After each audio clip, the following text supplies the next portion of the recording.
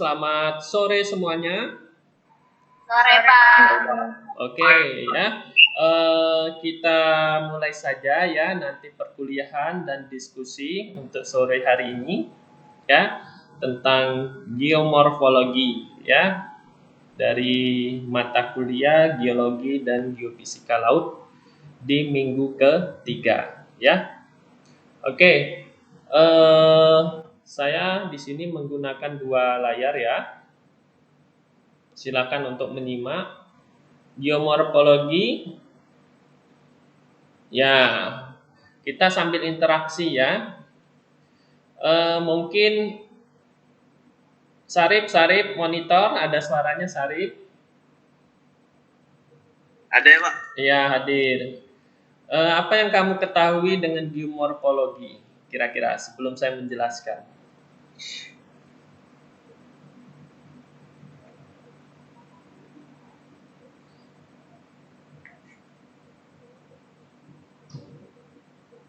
Oke, nggak apa-apa. Ya, Pak.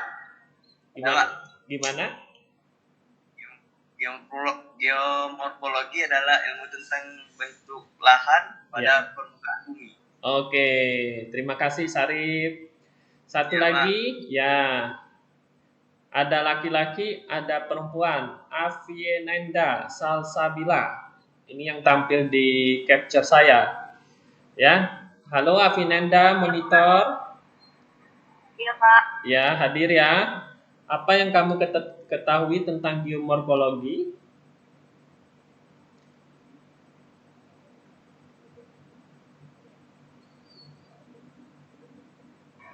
Geomorfologi ya, Pak? Iya, yang kamu ketahui saja. Bentukan pada permukaan bumi sebagai hasil dari perubahan bentuk permukaan bumi. Oke, ya. Oke, terima kasih Avienenda. Ya. Ada lagi? Cukup?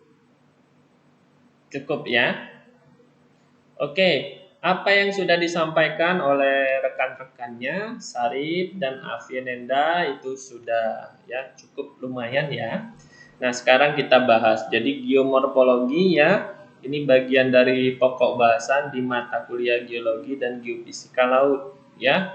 Jadi kalau kita lihat ya secara bahasa, geomorfologi ini berarti studi tentang bentuk lahan ya, studi tentang bentuk lahan ya, proses dan tenaga yang mempengaruhinya. Nah, itu kata kuncinya. Jadi geomorfologi adalah ya studi mengenai bentuk lahan ya, proses dan tenaga yang mempengaruhinya. Ya, berarti di sini ya tenaga yang mempengaruhinya berarti tenaga geomorfologi ya, saya kira seperti itu. Jadi kalau kita lihat kata kuncinya di materinya geomorfologi ya, ada landform ya berarti bentuk lahan, kemudian genesis ya berarti asal usul ya, kemudian environment jadi lingkungan yang mempengaruhi konteksnya ya, saya kira seperti itu. Kemudian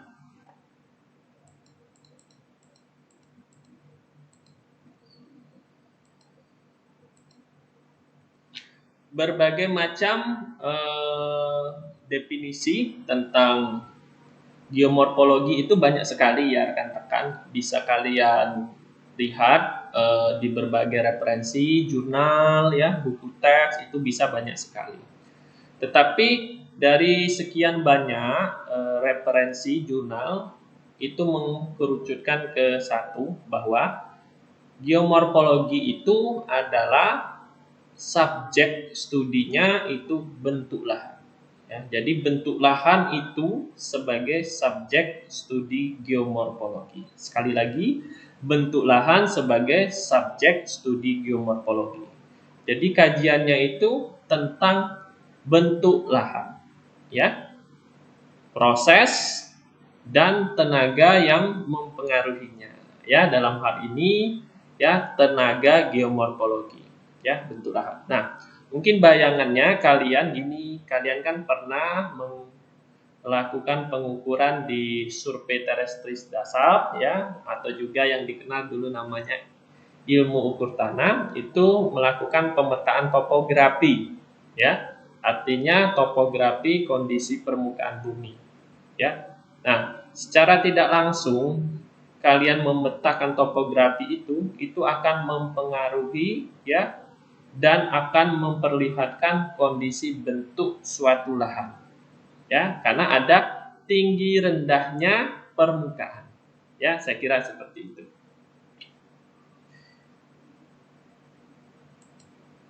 Oke, jadi seperti yang saya sampaikan tadi selanjutnya, bahwa geomorfologi ini kaitannya dengan bentuk lahan, proses dan tenaga geomorfologi ya.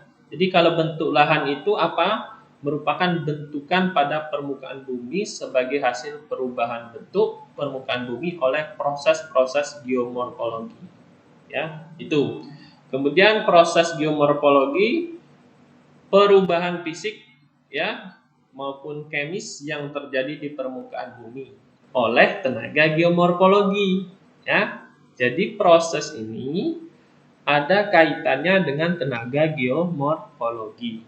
Nah, jadi berarti ada kaitannya ya, 3 kata kunci tadi ya. 1 bentuk lahan, 2 proses, yang ketiga tenaga geomorfologi. Nah, yang ketiga ini tenaga geomorfologi yang mempengaruhi proses tersebut ya. Apa itu tenaga?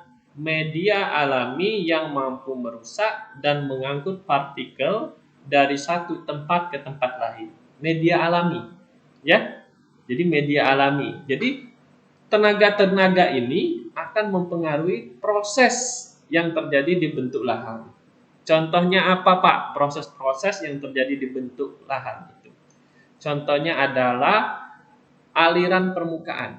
Nah, kalian pernah melihat aliran permukaan yang terjadi setelah hujan ya. Kalau terjadi setelah hujan biasanya membentuk aliran permukaan. Nah, aliran permukaan ini adalah bagian dari tenaga alami ya, yang dapat mengangkut partikel-partikel ya, bisa debu, kerikil dan sebagainya, itu dari satu tempat ke tempat lain. Nah, kata kuncinya ini dari satu tempat ke tempat lain. Berarti kalau ke tempat lainnya ini ada yang terendapkan. Ya. Contohnya adalah ketika suatu wilayah itu memiliki sungai yang sangat besar, kemudian dia bermuara ke laut. Nah, kan sungai ada hulu, tengah, dan hilir. Nah, sungai ini ya akan membawa partikel-partikel ya dari hulu, tengah, dan hilir. Nah, ini akan terendapkan ya di muara sungai ya, disebut dengan sedimentasi. Nah, ya, jadi sedimentasi adalah hasil endapan ya yang dibawa oleh tenaga alami. Contohnya seperti itu. Nah, ini adalah bagian dari tenaga alami ya yang dapat melakukan perubahan fisik suatu bentuk lahan. Saya kira seperti itu. Nah, kalian mungkin pernah mendengar ya, melihat suatu bukit ya, itu mungkin saat kita kecil misalnya ini ya, itu bentuknya agak seperti ini. Kemudian mungkin suatu waktu ya itu terjadi perubahan bentuk. Nah, ini kan ada tenaga yang mempengaruhi, bisa aliran ya, mungkin bisa angin dan sebagainya. Ini adalah tenaga yang mempengaruhi sehingga ada proses di sana menghasilkan perubahan bentuk lahan ya, adanya perubahan konfigurasi. Saya kira seperti itu. Selanjutnya, nah, jadi sebenarnya geomorfologi ini apa ya, bisa kita definisikan bahwa geomorfologi adalah ilmu yang mendeskripsikan ya secara genetis ya genesis asal usul bentuknya, ya, genesis bentuk lahan dan proses-proses yang mengakibatkan terbentuknya bentuk lahan tersebut, serta mencari antar hubungan proses dalam susunan keruangan, ya. Jadi spasial atau keruangan, ya, spasial atau keruangan. Nah, jadi bisa dikatakan, ya, 3 kata kuncinya yaitu bentuk lahan, proses, ya, dan tenaga yang mempengaruhi, serta ada hubungannya dengan susunan keruangan. Jadi ada hubungannya susunan keruangan di sini adalah bentuk lahan yang satu dengan bentuk lahan yang lain. Itu susunan keruangannya. Ya, saya kira seperti itu. Jadi kalau melihat definisi ini, jadi geomorfologi itu tidak hanya mengkaji tentang bentuk lahan, proses, dan tenaga yang mempengaruhi di suatu bentuk lahan saja, tetapi dia juga, ya, mengkaji hubungan antara bentuk lahan yang satu dan bentuk lahan yang lain, ya. Saya kira seperti itu. Jadi geomorfologi core-nya mengkaji seperti itu, ya, antara bentuk lahan yang satu dan bentuk lahan yang lain. Ya, saya kira seperti itu. Nah, contohnya apa? Bentuk lahan itu ada bentuk lahan aluvial. Nah, aluvial ini kan biasanya bentuk lahan yang subur, ya, hasil pengendapan, ya. Nah, bentuk lahan ini dia dipengaruhi oleh bentuk lahan lainnya, ya. Dalam konteks keruangan, ya, bentuk lahan itu kan terdiri dari berbagai macam. Nah, bentuk lahan yang satu dengan yang lain dipengaruhi oleh bentuk lahan yang lainnya, ya. Contohnya tadi bentuk lahan aluvial. Biasanya bentuk lahan aluvial ini di daerah rendah, ya, daerah yang hasil pengendapan, ya, biasanya dimanfaatkan untuk, ya, pertanian, mungkin permukiman dan sebagainya. Nah, bentuk lahan seperti ini dipengaruhi oleh bentuk lahan lainnya, ya, dalam konteks ruang yang berbeda. Saya kira seperti itu. Nah, kemudian banyak, ya, definisi-definisi yang lain. Nanti silakan dibaca, ya, rekan-rekan mahasiswa di materi yang ada mengenai definisi geomorfologi, ya. Jadi selain 3 kata kunci, ya, mengenai bentuk lahan, ya, kemudian proses dan tenaga yang mempengaruhi proses tersebut, ada yang lain, ya. Geomorfologi adalah mengkaji hubungan antar bentuk lahannya. Jadi satu bentuk lahan dan bentuk lahan yang lain ini dipengaruhi. Ya, saya kira seperti itu. Oke, selanjutnya, ya. Selanjutnya yaitu aspek kajian geomorfologi. Nah, jadi aspek kajian geomorfologi ini, ya, dapat kita bagi ke dalam 4 hal, ya. Ingat 4 hal. Yang pertama yaitu morfologi, ya. Apa itu morfologi, ya? Nah, kalian kan nanti di project based learning kan memetakan topografi, ya. Ya, jadi di topografi itu nanti bisa diketahui bentuk lereng, ya, kemiringan lereng. Nah, kurang lebih itulah morfologi. Ya, bentuk lereng itu seperti apa. Jadi kalau kita lihat mengenai bentuk lereng kan kaitannya dengan kemiringan lereng dan panjang lereng, ya. Itu tidak bisa terelakkan kembali. Jadi kaitannya seperti itu. Nah, nanti kan di PBL kalian melakukan pengukuran topografi, ya. Nah, di situ nanti akan diketahui bentuk morfologinya seperti apa. Apa datar, ya, landai, ya, miring, agak terjal, dan sangat terjal. Ya, itu ada klasifikasinya. Nah, mengenai klasifikasi ini, ya, tergantung referensi yang kita gunakan, ya. Tapi itu tidak menjadi masalah. Yang penting adalah aspek morfologi ini adalah merupakan aspek dari bentuk lereng. Ya, saya kira seperti itu. Ya. Kalau kita lihat konteksnya di lokasi project based learning di Sembulang, maka kalau saya lihat ya untuk bentuk lereng, kemiringan lerengnya ini bisa dipastikan kisaran datar sampai landai. Ya, bagi yang sudah ke lokasi PBL, datar atau landai sebagian besar ya yang di daerah dekat ke pantainya ya. Kemungkinan yang miring sampai agak terjal itu lokasinya tidak banyak ya, saya kira seperti itu. Lebih banyak ke datar dan landai.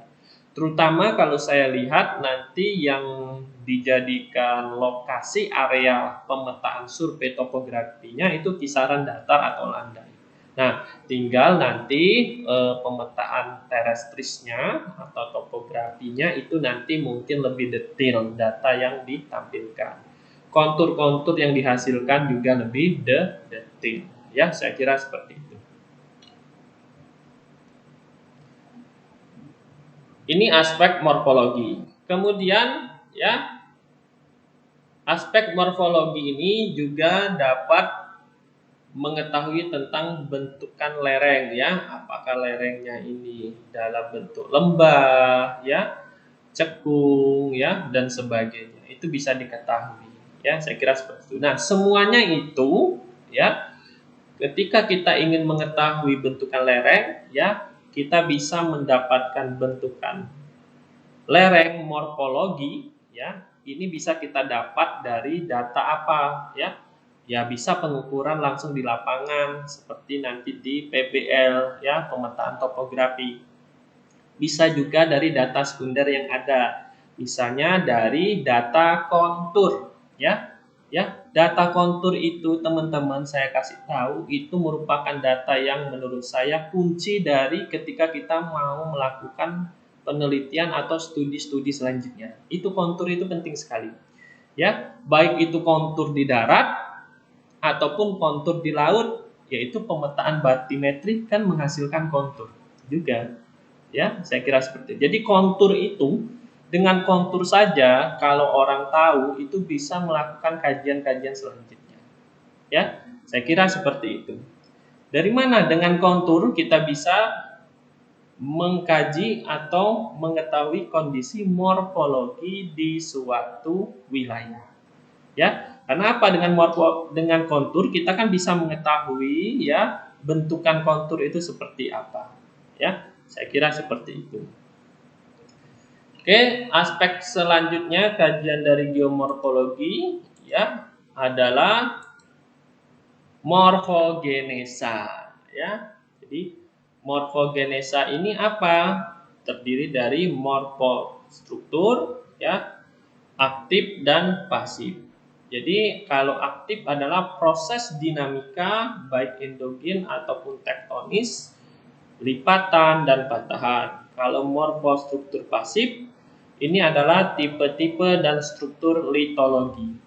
Nah, morfogenesa ini dengan kata lain adalah asal-usul terbentuknya bentuk lahan. Nah, dari mana Pak kita mengetahui morfogenesa ini? Data yang diperlukan apa? Peta geologi. Ya.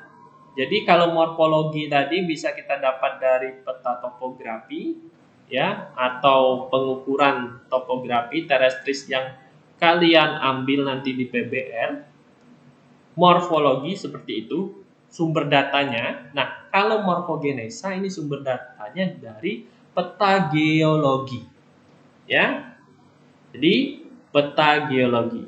Nanti di pertemuan selanjutnya ya akan saya kasih contoh ya mengenai peta geologi itu seperti apa ya next time ya. Saya kira seperti itu. Jadi morfogenesa ini bisa kita create ya, kita turunkan dari peta geologi ya rekan-rekan sekalian. Ini bisa dari peta geologi ya. Karena peta geologi itu ya ada litologi dan juga formasi batuannya ya. Jadi ada litologi dan formasi. Nah, di sana menerangkan mengenai litologi dan formasi di suatu wilayah, termasuk di Batam ada ya. Saya kira seperti itu mengenai peta geologinya. Nanti akan saya tunjukkan di pertemuan-pertemuan selanjutnya di kesempatan lain. Oke. Kemudian ya, setelah morfologi, morfogenesa, ya, aspek kajian geomorfologi selanjutnya adalah morfokronologi. Nah, ini yang selanjutnya adalah morfokronologi. Jadi apa sih morfokronologi? Ini bentuk lahan dipandang dari aspek umur relatif dan umur absolut. Ya, jadi itu dipandang. Ini dari mana? Dari peta geologi juga bisa, ya. Karena apa? Di geologi itu ada keterangan, ya, keterangan litologinya, umur batuan dan sebagainya. Oke. Mungkin saya cek ya sambil kita interaksi. Monitor Hamdani. Halo Hamdani. Coba. Ya, sudah pernah lihat peta geologi? Belum. Belum, ya tidak apa-apa. Nanti lain kesempatan, lain pertemuan nanti akan saya tunjukkan ya. Ya Pak, baik Pak. Oke, jadi morfokronologi ini bisa kita create juga dari peta geologi. Orang geodesi, geomatika ini erat kaitannya dengan peta geologi juga. Ya, karena survei-survei itu pasti di permukaan bumi. Pasti ketemu topografi, pasti ketemu lahan, pasti ketemu geologi. Nah, kalau yang bercita-cita kerja di tambang, wah ini pasti lebih dekat lagi dengan yang namanya peta geologi. Ada yang kepengen bekerja cita-cita di tambang? Ada? Di tambang batu bara, emas. Ya, di Indonesia cadangannya ya mudah-mudahan masih banyak ya. Saya kira seperti itu. Ada yang cita-cita kerja di tambang, geodesi, geomatika itu ya juga peluangnya besar untuk kerja di tambang ya, terutama tambang terbuka ya, itu ada di Indonesia. Ada yang bercita-cita kerja di tambang?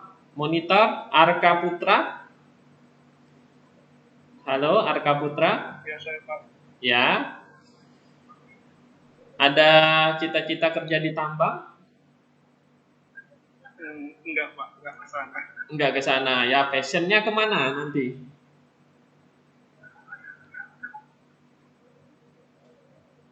Passionnya kemana? Kami sih Pak. Hah? Geodesi geomatika itu sangat-sangat dibutuhkan ya. Tinggal kita sendiri yang menyiapkannya, ya. Di tambang itu oke, pengukuran dan sebagainya. Ya. Ya, terima kasih Arka. Jadi siapa yang concern ya, kepingin ke tambang, ya luar biasa bisa juga. Oke.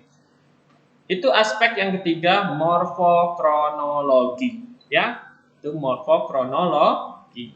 Kemudian aspek selanjutnya adalah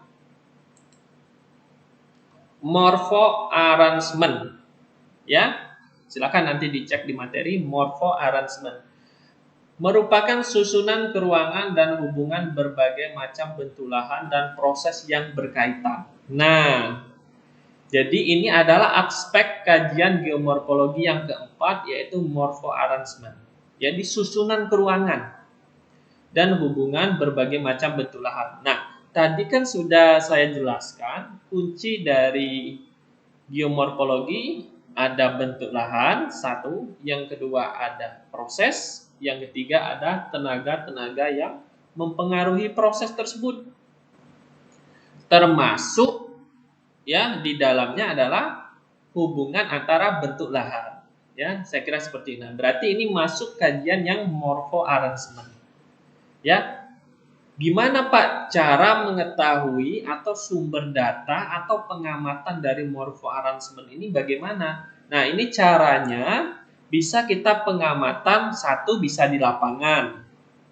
Ya. Yang kedua, kalau kita tidak bisa di lapangan, kita bisa menggunakan citra satelit, terutama yang citra satelit resolusi tinggi atau CSRT. Ya. citra satelit resolusi tinggi, CSRT. Karena apa? Dengan CSRT, citra satelit resolusi tinggi, kita bisa melihat kedetilan dari kondisi permukaan bumi. Nah, kita interaksi lagi. Contoh CSRT, citra satelit resolusi tinggi yang ada, sebutkan. Siapa ya? Kalau citra yang resolusi tinggi, gampangnya gitu aja. Kalau belum tahu istilah CSRT. Mulyadi Polibatam di sini akunnya. Halo, monitor Mulyadi. Mulyadi Polibatam, halo. Iya Pak, saya Pak. Ya, bisa menyebutkan satu contoh citra yang resolusinya tinggi? Silakan.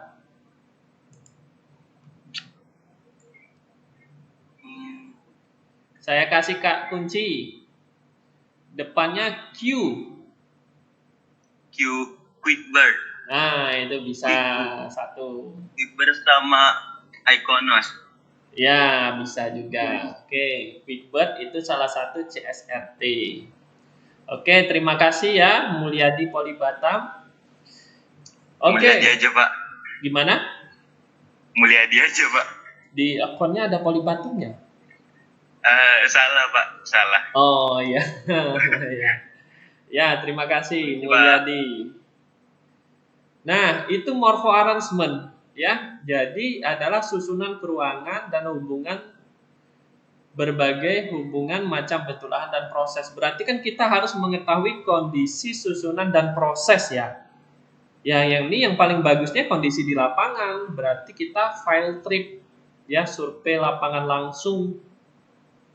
Tetapi kan survei lapangan langsung itu kan ada kendala ya, waktu, tenaga, biaya. Nah, makanya sebenarnya pendekatan penginderaan jauh itu adalah pendekatan yang bisa menggantikan ya atau kekurangan dari keterbatasan biaya, ya, tenaga dan waktu ke lapangan. Ya. Jadi sebenarnya kalau kita melakukan kalian nanti mungkin penelitian dan sebagainya dengan pendekatan penginderaan jauh, berarti kan nanti kan apa sih yang dimaksud mengapa pakai pendekatan penginderaan jauh ya, karena keterbatasan waktu, tenaga, ya, biaya, dan inginnya mendapatkan data dengan cepat. Ya, itu kan sebenarnya pendekatan penginderaan jauh. Ya, karena apa? Kita interpretasi ya melalui citra, terutama citra resolusi tinggi. Ya, citra spasial resolusi tinggi, CSRT. Ya, biasanya dikenal dengan citra spasial resolusi tinggi ya, CSRT. Saya kira seperti itu. Nah, jadi morpho arrangement ini bisa kita dapatkan informasi morpho arrangement atau kita dapatkan datanya ini dari citra satelit atau pengamatan lapangan ya, saya kira seperti itu. Oke, saya kira ini ya poin penting dari geomorfologi ya. Silakan yang lain ya bisa dibaca secara mandiri. Nah, ya ada 4 aspek kajiannya tadi, yaitu morfologi ya, kemudian morfogenesa ya, kemudian yang ketiga adalah morfokronologi dan morpho arrangement. Ya, ada 4 kajian. Morfologi bisa didapat dari pemetaan topografi karena kan bentuk lereng. Jadi dengan memetakan topografi kan kita tahu bentuk lerengnya, ya, datar, landai, berapa persen kemiringannya, itu morfologi, ya. Ya, nanti itu yang dilakukan di PBL itu bagian dari mengetahui kondisi morfologi. Datar, landai, ya, agak miring dan sebagainya. Ya, itu. Kemudian yang kedua tadi morfogenesa, sumber datanya saya simpulkan lagi dari peta geologi. Ya. Kemudian morfokronologi juga bisa dari peta geologi. Kemudian yang terakhir morpho arrangement bisa dari pengamatan langsung di lapangan. atau bisa pakai CSRT atau juga foto udara. Itu bisa juga, ya. Kalau kita punya foto udara, ya kita bisa kan mengetahui kondisi permukaan bumi juga. Nah, banyak cara ya, morpho arrangement ini banyak cara. Yang penting kita seperti bisa melihat dari dari 3 dimensi, bisa dari atas kondisi permukaan bumi, ya bisa dari citra, foto udara, ya dan sebagainya, ya. Pengambilan data foto udara memakai UAV juga bisa untuk mengcreate dari peta dari aspek untuk morpho arrangement ini. Saya kira seperti itu, ya, foto udara, ya. Oke, saya kira seperti itu rekan-rekan sekalian mengenai geomorfologi. Untuk yang lainnya, ya, bisa dibaca dan dipelajari secara mandiri, ya. Seperti yang saya sampaikan di awal, saya akan menggunakan waktu seefisien mungkin menyampaikan hal-hal yang penting. Sampai di sini ada pertanyaan yang ingin disampaikan sebelum saya akhiri untuk pertemuan sore hari ini.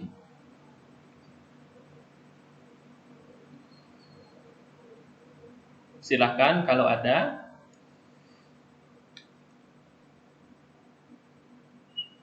Belum ada, Pak. Hamdani belum ada. Fatar, ada yang ingin didiskusikan atau ditanyakan?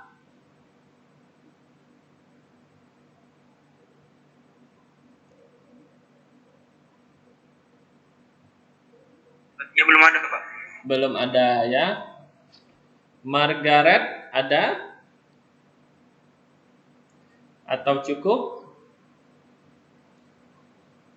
Halo, monitor. Margaret Fidelia. Iya, Pak. Ada yang ingin ditanyakan atau cukup? Saya udah, Pak. Ada cukup, Pak. Cukup, oke. Terima kasih. Oke, teman-teman ya. Silakan ya nanti diakses kembali materi yang sudah disediakan di e-learning. Kalau memang tidak ada lagi yang ingin ditanyakan, ya, saya cukupkan sampai di sini, ya. Saya akhiri. Selamat sore. Wassalamualaikum warahmatullahi wabarakatuh. Waalaikumsalam warahmatullahi wabarakatuh.